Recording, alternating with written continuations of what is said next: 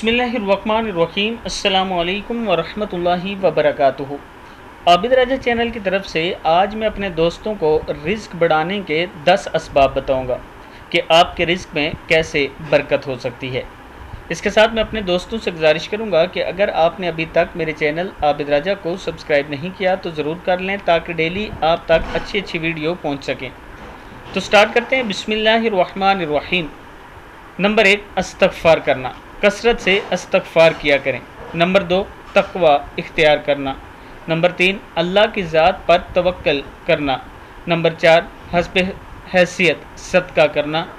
Number 5, अपने रब का हर टाइम शुक्र अदा करना। सुलह रहमी करना। पाक दामनी के लिए शादी करना। लगातार हज उम्रे करना। गुनाहों को छोड़ देना। सुबह सवेरे रिज़्क की तलाश में निकलना। ये वो 10 तरीके हैं जिससे आपके रिज़्क में इजाफ़ा होगा।